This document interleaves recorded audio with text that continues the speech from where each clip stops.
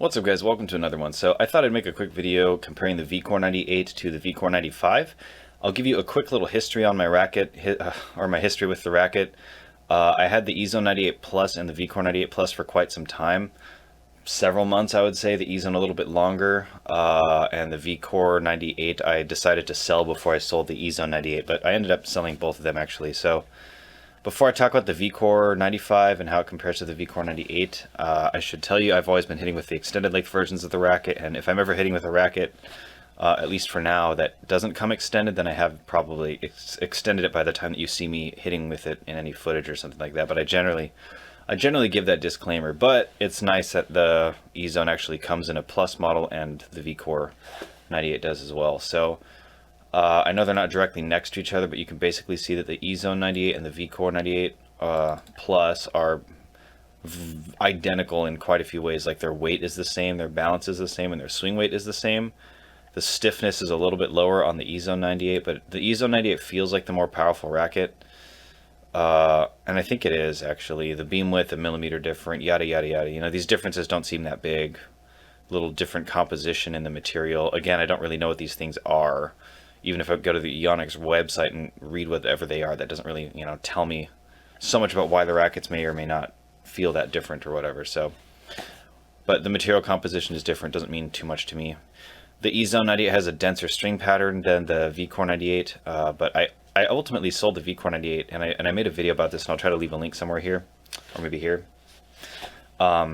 about why I sold the VCORE 98, and it really boiled down to the fact that it hardly felt any different from the EZONE 98, and I just liked the EZONE 98 a little bit better. It felt like it went through the ball better, it gave me more power, and neither of them really felt that great in terms of control or something like that. But the VCORE 98 really seemed to sort of struggle to go through the ball in a way that the EZONE just didn't. And I preferred the way that the EZONE played, even though it kind of had like a reckless amount of power. I had to start stringing in the high 50s with 16 gauge, super low power strings, and I just still wasn't a fan of how it played. So I just decided I'm going to sell those rackets. I've tried basically all the extended length rackets on the market, which are very limited in terms of what's actually out there. There's really virtually nothing for the extended length market unless you get some crazy stupid racket. I still get people recommending me that Prince Phantom racket. I'm like, that's not a racket I want. It has a very open string pattern. It's a 16-18. It's a very low flex. It's 28 inches, which is fine. The length is fine, but it's kind of a dumb racket in my opinion. It's very comfortable, but it's one of those rackets where the frame is super weak, but they try to give it a more powerful string pattern. It's just like, I don't know.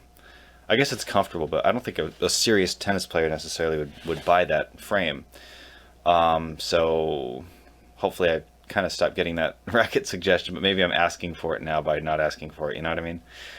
People like to troll, and that's fine. But yeah, so that's my quick little history with the VCORE 98, is that it didn't really have any meaningful or likable differences to the EZONE 98. I just felt like the EZONE 98 did mostly what the VCORE 98 did, but a little bit better. And I didn't really feel like the VCORE 98 got more spin at all, even though it was a more open string pattern or something. I mean, so many of the specs are identical, and I think when a racket kind of struggles to go through the ball, it can also kind of struggle to give it spin, but that really depends on how much power you're hitting with and your swing style and all that. But it just, I felt like I got more spin with the EZONE 98, and maybe I didn't, but it just felt much more smooth going through the ball, and looking at the way that my balls were kind of shaped as I hit my shots and shaped my shots, I really felt more comfortable with the EZONE 98. But I sold both of those rackets because they both just weren't really doing it for me. And I like the EZONE 98 better than the VCORE, but if the EZONE's not doing it for me, then the VCORE definitely wasn't either. So I just decided to start looking at the market and seeing what frames are out there that I could extend, and one of the popular recommendations, but also one of my intrigues, was the VCORE 95. I really loved the VCORE Pro 97 actually. I sort of regret selling it. I think I kind of got in a mindset of just sell everything that isn't like a 20 cross string racket.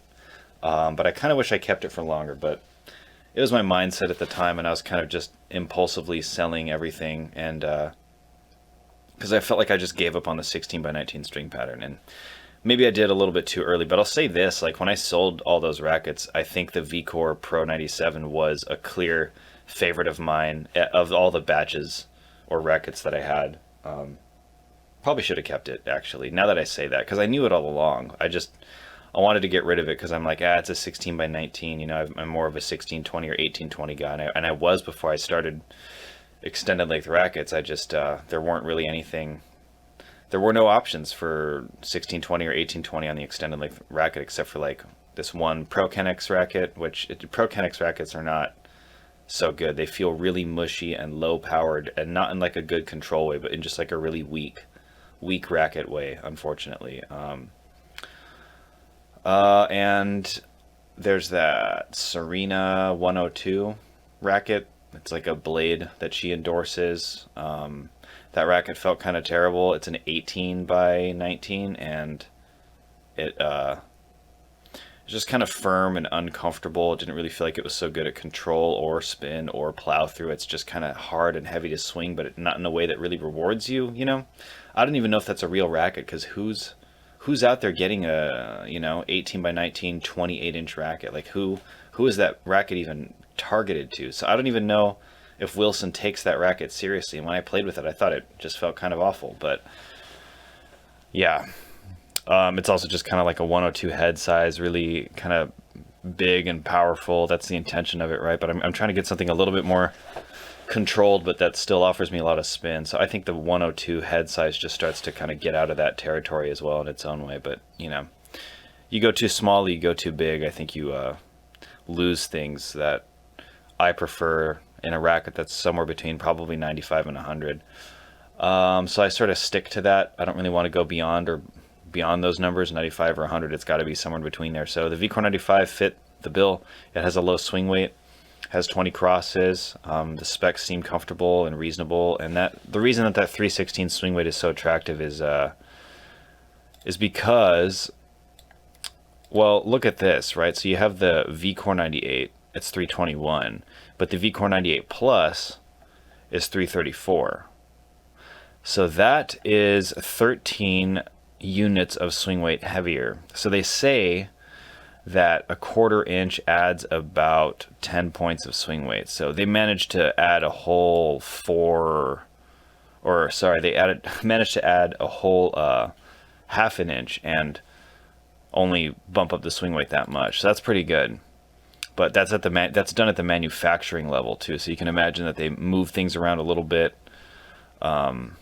so that the balance favors the swing weight being a little bit lower. So that's cool. That's why I want rackets to be made at the manufacturing level to have lower swing weights or lower static weights, because that would make them more manageable. So when you take a standard racket that's designed to be stable and whatever, it's all designed in that way because for a 27-inch racket. So to take all that and then just extend it 1/2 inch, it changes things a lot. So I mean, usually it doesn't change things too much, but it does dramatically change the swing weight. And when you buy a racket that's maybe 325 or 335 or something, and then you extend it 1/2 inch or something, now it's probably like 350, 360. So you can't really do that. You can't really buy a racket that is in the 330s, and that eliminates a lot of rackets that would be attracted to me otherwise. So I have to kind of keep things below 320,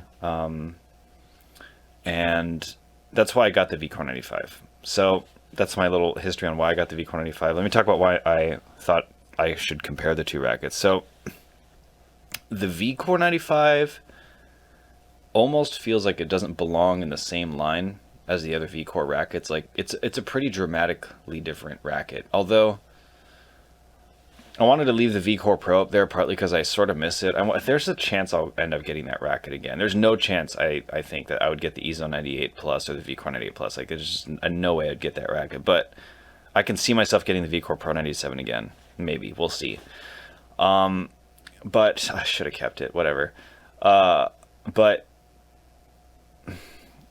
I left this racket up here partly because the VCORE 95 feels like it kind of belongs between the VCORE Pro and the regular VCORE 98. It just feels somewhere in between. But I do think that the VCORE Pro 97 got a lot more spin than the VCORE 95. And I feel like the VCORE 98 maybe more easily got some spin than the VCORE 95, but it just wasn't a very comfortable racket. It still didn't feel like it went through the ball that well. The VCORE 95 seems to go through the ball really well. But I haven't really found my strings, I think. Either I'm not going to like the racket too much, or the strings I've used are just not really cooperating with the way that I want it to play. So I'm actually going to lower the gauge a little bit. I'm going to start playing with 16 light or 17. Just because I think 16 gauge strings, I mostly went to them because I wanted to lower the power of the EZONE. So I wanted to get strings that were as low powered as possible. So that's one of the reasons I went to the 16 gauge strings when I was in those EZONE days. But now that I put those kinds of strings that worked well in the EZONE in the VCORE 95, maybe it's not so nice. That's kind of my thinking. So I'm going to go down in size a little bit. I'm going to try strings that are a little more lively, maybe a little more comfortable or something like that.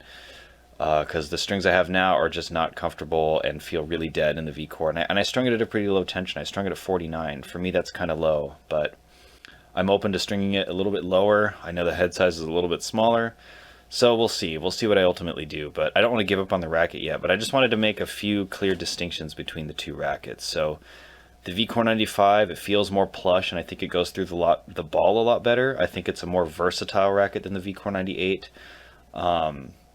Just in the sense that it's probably better at volleys. If you want to go through the ball more, you can go through the ball more. The VCORE 98 seems to kind of insist that you have a more brushy string or a stroke to your swing, and it's still just, even then it still feels like it doesn't go through the ball that well. So, you know, you can change that kind of stuff with weight and whatnot at the 3 and the 9, but I kind of don't like doing that. And I think that there's other reasons that the racket just didn't feel so good in that way. So I had it for months, and I guess I ultimately gave up on it, but yeah. I think the touch is better on the VCORE 95. I mean, honestly, I can't really think of a way in which the VCORE 95 isn't the better racket. But from my experience so far, I think the VCORE 95 is probably a way more sensitive, like string sensitive racket. So I'm going through that. I got a few strings on the way, and if one of those three strings don't work out for me and I'm still not happy with the racket, then I'm probably just not going to use the VCORE 95. But the last racket I'm probably going to try before I start making some real decisions here is the, here it is. It's another one that was a popular suggestion. It's the Pure Aero Versus. So I'm excited to try this racket. It's another 1620. The swing weight is still pretty low. It's just a few points higher than the VCORE 95. And I'm sure that it's a more spin-friendly racket. I think my game definitely is a spin-heavy game, and I haven't really had a racket that complements that quite as much as I want to. I have this Angell racket, the TC95, and I actually really like it, but I still feel like maybe it's, I mean, it's hard to tell because it's a 28-inch racket, so that it's possible that that length is a little bit too long for me, but I think it's mostly too long for me because there's foam inside the racket, and there's a lot of foam in the head of the racket, so I think it just increases the swing weight quite a lot more than if there wasn't foam in the racket. I kind of wish there wasn't, so that I could compare a version of it with and without, just to see how it swings and stuff. But yeah, there's probably no talking Angell out of putting foam in one of the rackets just for me. But I'm actually I will go pretty far to find the kind of things that I want. Like I'm trying to think of some chemical mixture that will basically melt the foam inside of the frame without compromising the materials or the adhesives or whatever inside of the frame.